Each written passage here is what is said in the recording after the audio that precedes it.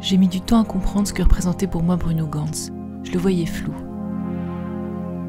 Un soir, je rentrais dans la nuit, après un rendez-vous avec Marina Hans qui a été sa partenaire dans un film de Patricia Mazui. Chemine l'amour férocement. Elle non plus n'arrivait pas vraiment à parler de lui. Il était resté une sorte de mystère. Du fond des temps. La veille, j'avais vu André Wims qu'il a souvent eu comme partenaire au théâtre. Embrassez-vous les garçons. Mais André était en train de mettre en scène une pièce de Fassbinder. Il n'avait pas du tout la tête à me faire le portrait de Bruno Ganz. Je rentrais donc dans la nuit, prise d'un accès de mélancolie. J'avais d'abord eu envie d'écouter Jean-Louis Murat, comme toujours. Ami, amour, amant. Parce que c'était ça, pour moi, en premier, mon idée de Bruno Ganz. Ce qui m'avait toujours frappé chez lui, c'était la douceur de son visage. Un visage comme une page blanche, l'ami idéal. Mais avec le sourire de quelqu'un qui sait. Il sait que tout peut arriver, que tout peut mal tourner, et qu'on peut espérer, qu'on peut relativiser, et même qu'on peut aimer.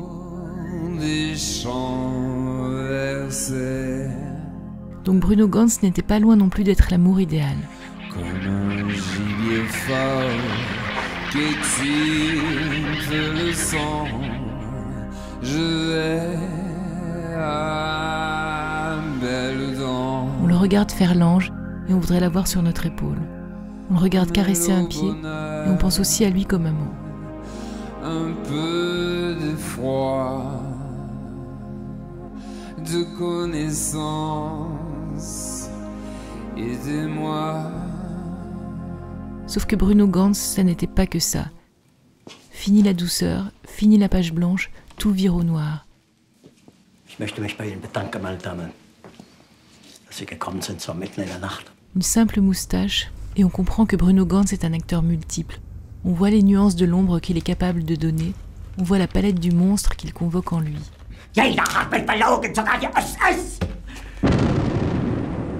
C'est ça pour moi Bruno Ganz, et c'est ça qu'il a joué. Les types qui fréquentent les vampires, les types qui hésitent entre le bien et le mal, les types sympas qui deviennent des meurtriers. Il aurait été parfait dans les histoires de John le Carré, il aurait pu jouer tous ces espions, incarner George Smiley, le gardien de la nuit et d'autres, tous ces types insondables, invisibles, insaisissables comme semble l'être à l'acteur lui-même. Mais moi, je voulais le saisir.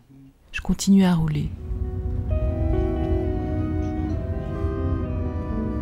De plus en plus mélancolique, prête maintenant pour David Bowie. La musique a commencé et j'ai repensé à tous ces films singuliers que Bruno Ganz a traversés, et en particulier à celui contemplatif, méditatif, libre, moderne d'Alain Tanner. Et c'est là, grâce à David Bowie donc, que j'ai compris.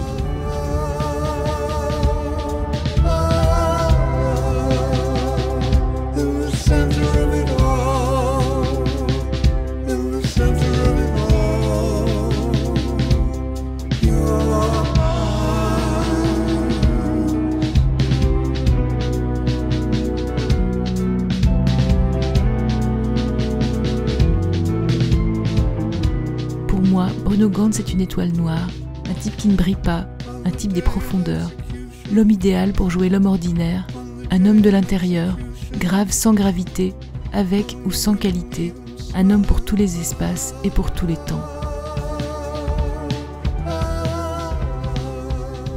Un homme dont mon père m'a fait remarquer l'autre soir qu'il n'était pas sans ressembler à Jacques Rivette sur certaines images du cinéaste à qui appartenait une belle partie de Paris. Alors cher Bruno Ganz, vous reliez pour moi les points d'une voûte céleste, musicale et cinématographique, éternelle et inspirante, et je vous remercie. How many times does an angel fall? How many people lie instead of talking tall?